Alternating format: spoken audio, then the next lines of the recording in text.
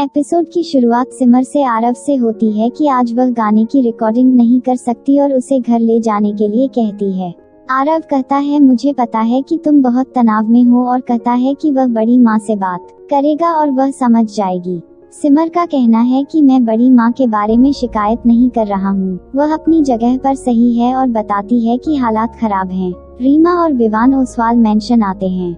रीमा विवान से कहती है कि बड़ी माँ किसी को भी खुश नहीं देख सकती और जब तक वे उसकी धुन पर नाचते हैं तब तक सब कुछ ठीक है, नहीं तो वह उन्हें इंसान नहीं मानती। वह कहती है कि उसने पापा के घर पुलिस भेजकर हदें पार कर दी हैं। सिमर आरव से कहती है कि वे बड़ी माँ के खिलाफ नहीं जाएंगे और कहती हैं कि वे रेडियो स्टेशन के बजाय घर जाएंगे। रीमा पूछती है कि मैं अपने परिवार के साथ जो कुछ भी हुआ उसे कैसे भूल सकता हूँ और कहता है कि जो कुछ भी हुआ वह तुम्हारी बड़ी माँ के कारण है। विवान कहता है कि तुम क्यों नहीं समझते, यहाँ तक उसे चोट लगी है और उसे कुछ समय देने के लिए कहता है और कहता है कि वह सभी को माफ कर देगी। रीमा कहती है कि वह इस नाटक को बनाने वाले सभी को माफ कर देगी। विवान का कहना है कि यह उचित नहीं है। रीमा कहती है वाह, क्या तुमने मेरे पापा की हालत नहीं देखी। विवान का कहना है कि जो कुछ भी हुआ वह गलत था, लेकिन इसका मतलब यह नहीं है कि हम कुछ भी करेंगे और सीमा पार करेंगे। वह कहता है कि वह परिवार की मुखिया है और मेरी दादी, उसने हमें कई चुनौतियों का सामना करते हुए प्यार से लाया है। वह कहता है कि आप उसकी आलोचना कर सकते हैं, लेकिन दुर्व्यवहार नहीं। वह कहता है कि मैं उसके दुर्व्यवहार को बर्दाश्त नहीं करूंगा। विवान का कहना है कि जो कुछ भी हुआ वह गलत था, लेकिन इसका मतलब यह नहीं है कि हम कुछ भी करेंगे और सीमा पार करेंगे। वह कहता है कि वह परिवार की मुखिया है और मेरी दादी, उसने हमें कई चुनौतियों का सामना करते हुए प्यार से लाया है। वह कहता है कि आप उसकी आलोचना कर सकते हैं, लेकिन दुर्व्यवहार नहीं। वह कहता है कि मैं उसके दुर्व्यवहार को बर्दाश्त नहीं करूंगा। विवान का कहना है कि जो कुछ भी हुआ वह गलत था, लेकिन इसका मतलब यह नहीं है कि हम कुछ भी करेंगे और सीमा पार करेंगे। वह कहता है कि वह परिवार की मुखिया है और मेरी दादी, उसने हमें कई चुनौतियों का सामना करते हुए प्यार से लाया है। वह कहता है कि आप उसकी आलोचना कर सकते हैं, लेकिन दुर्व्यवहार नहीं। वह कहता है कि मैं उसके दुर्व्यवहार को बर्दाश्त नहीं करूंगा। आरव सिमर से कहता है कि तुम बड़ी माँ का अनादर नहीं कर रही हो, बल्कि अपने सपनों का पीछा कर रही हो। वह कहता है कि तुम जल्द ही जाओगे और फिर तुम्हारे सपने रह जाएंगे। वह पूछता है कि वह एक कदम उठाने से क्यों हिचकिचा रही है। सिमर कहते हैं लेकिन। आरव कहता है कि मैं तुम्हें सीधे रेडियो स्टेशन ले जा रहा हूँ। रीमा बड़ी माँ के फोटो फ्रेम की ओर चलती है और कहती है कि मैं वह व्यक्ति नहीं हूँ जो आसानी से हार मान लेता है और कहता है कि अगर मैं अपने पापा के अपमान का बदला नहीं लेता तो मेरा नाम रीमा नारायण नहीं है। वह कहती है कि वह अपने अहंकार को तोड़ देगी और उसके कई टुकड़े कर देगी जिसे वह गिन भी नहीं सकती है, और उसे अपने शब्दों को चिन्हित करने के लिए कहती है। वह वहां से चली जाती है। यामिनी देवी रेडियो स्टेशन से बाहर निकलने वाली हैं। रेडियो स्टेशन प्रबंधक उसे रोकने की कोशिश करता है। यामिनी का कहना है कि आज की पीढ़ी समय को महत्व नहीं देती है और कहती है कि हमारे गुरु ने हमें समय को महत्व देना सिखाया है। वह कहती है कि वह अब और इंतजार नहीं कर सकती। ऋषभ कहते हैं कि हमें आपकी तारीख बहुत समन्वय के बाद मिली है। उनका कहना है कि बैकग्राउंड सिंगर नहीं है और आज उनकी पहली रिकॉर्डिंग है। यामिनी का कहना है कि इस बार उसकी वजह से रिकॉर्डिंग रुकी हुई है। वह उसे दूसरे गायक की व्यवस्था करने के लिए 10 मिनट का समय देने के लिए कहता है। जोगी उसे मैडम को बुलाने के लिए कहता है जब वह नए गायक की व्यवस्था करता है। यामिनी देवी उसे बैकग्राउंड सिंगर को यह समझाने के लिए कहती है कि वह अपने 2 मिनट भी ऐसे लोगों को नहीं देती जो समय की कद्र नहीं करते। आरव की कार रुक जाती है और वह कार को पंक्चर होते देख नीचे उतर जाता है। सिमर का कहना है कि यह माता रानी का संकेत हो सकता है कि हम रेडियो स्टेशन नहीं जाएंगे। आरव का कहना है कि अगर यह माता रानी होती तो रेडियो स्टेशन से फोन नहीं आता। वह कहता है कि उसके पास कार में अतिरिक्त टायर है और वह हार नहीं मानेगा। वह कार बदलने की कोशिश करता है। सिमर पूछती है कि क्या मैं उसकी मदद करूं। आरव कहते हैं बस रिहर्सल करो। सिमर कहती है कि अगर आप ऐसा कह रहे हैं जैसे मैं एक लड़की हूँ।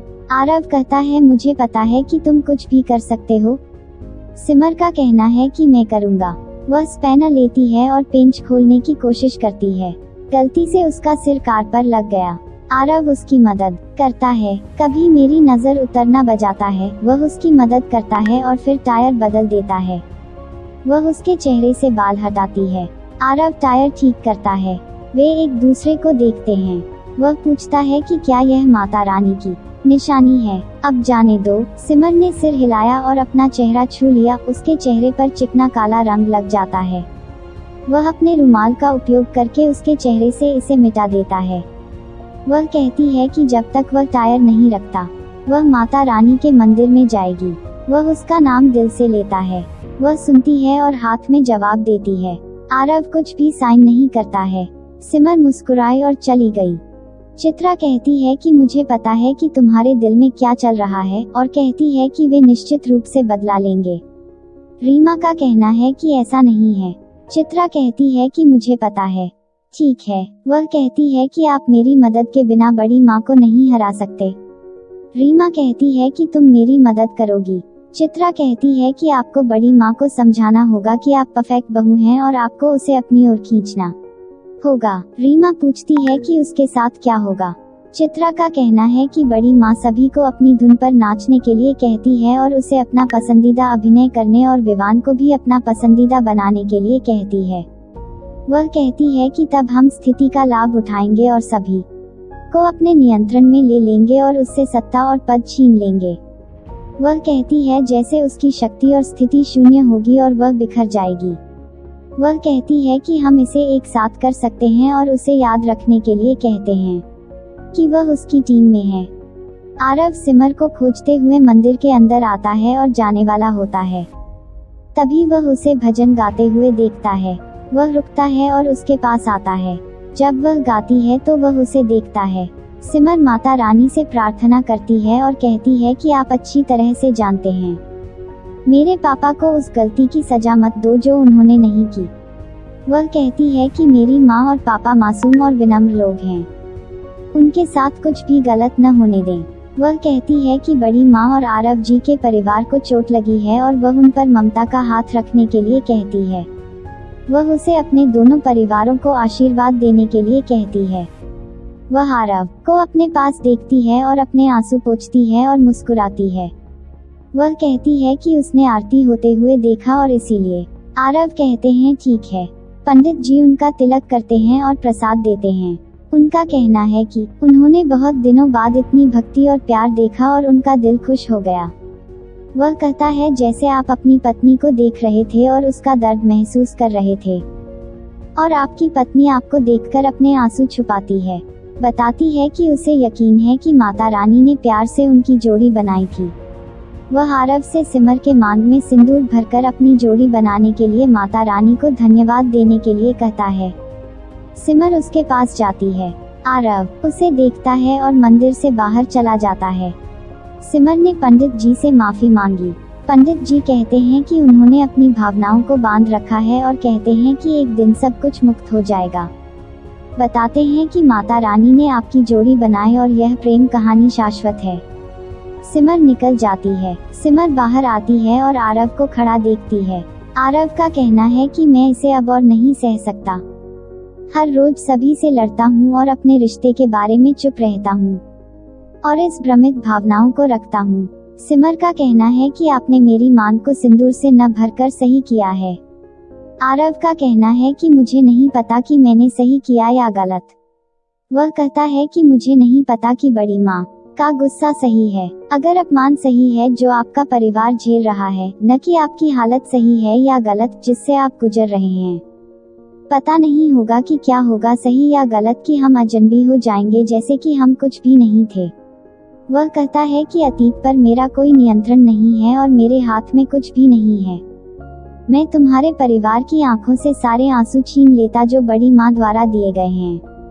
वह असहाय महसूस करता है और दीवार पर हाथ मारता है। सिमर उसे रोकने की कोशिश करती है और उसे अपना वादा देती है। आरव उसका हाथ मारना बंद कर देता है। सिमर अपने हाथ से खून बह रहा है और अपना दुपट्टा फाड़ता है, लेकिन वह नीचे गिर जाता है। वह अपना दुपट्टा लेने के लिए नीचे झुकती है और उसकी खून की बूंद उसे भरने के लिए उसकी मांग में गिरती है। सिमर पूछती है कि खुद को चोट पहुंचाने की क्या जरूरत थी। वह कहती है कि यह शादी धोखा से हुई है, लेकिन आप अपने सभी कर्तव्यों को पूरा करते हैं। आपने मेरे सपने को अपना मिशन बनाया, मेरे माता पिता को माँ और पापा कहा, मेरी माँ की खीर की प्रशंसा की और भाई के क्रोध को चुपचाप सहन किया। वह उसे खुद को चोट न पहुंचाने के लिए कहती है और कहती है कि भाग्य पर हमारा कोई नियंत्रण नहीं है, लेकिन हम खुद को नियंत्रित कर सकते हैं। वह कहता है कि तुमने सही कहा, मैं तुम्हें रेडियो स्टेशन ले जाऊंगा और तुम्हारा सपना पूरा करूंगा, लेकिन तुम अपने सभी कर्तव्यों को पूरा करते हो। तुमने मेरे सपने को अपना मिशन बनाया, मेरे माता पिता को माँ और पापा कहा, मेरी माँ की खीर की प्रशंसा की और भाई के क्रोध को चुपचाप सहन किया। वह उसे खुद को चोट न पहुंचाने के लिए कहती है और कहती है कि भाग्य पर हमारा कोई नियंत्रण नहीं है, लेकिन हम खुद को नियंत्रित कर सकते हैं। सिमर रेडियो स्टेशन पहुंचती है और रिसेप्शनिस्ट से ऋषभ शुक्ला के बारे में पूछती है। रिसेप्शनिस्ट उसे रास्ता बताता है। सिमर वहां आती है। वह कहता है कि व्यस्त गायिका यहां आए और पूछती है कि क्या उसके पास समय है। सिमर कहती है, सॉरी, आज मेरे पास रिकॉर्डिंग है। वह कहता है कि आज आपके पास रिकॉर्डिंग थी और उसे मौका देने के लिए खेद है। सिमर कहती है कि मैं अपने काम को लेकर काफी सीरियस हूँ और बताती हूँ कि घर में ऐसी ही स्थिति थी। वह कहती है कि मैं तुम्हें कोई बहाना नहीं देना चाहता और उसे एक मौका देने के लिए कहता हूँ। ऋषभ कहते हैं कि मैं अब कुछ नहीं कर सकता, क्योंकि आगरा की बड़ी गायिका यामिनी देवी ने आपके साथ काम करने से इनकार कर दिया था। आरव सुनता है और किसी से यामिनी देवी का नंबर देने को कहता है। सिमर को लगता है कि मैंने आज यामिनी देवी के साथ रिकॉर्डिंग की थी। आरव उसके पास आता है। बड़ी माँ अपनी अलमारी खोलती है और एक बक्सा निकालती है। वह उसमें से चूड़ी का टूटा हुआ टुकड़ा निकालकर उसे देखती है, फिर कान की बाली को देखती है और फिर उसे पकड़े हुए यामिनी और उसके पति के फोटो फ्रेम को देखती है।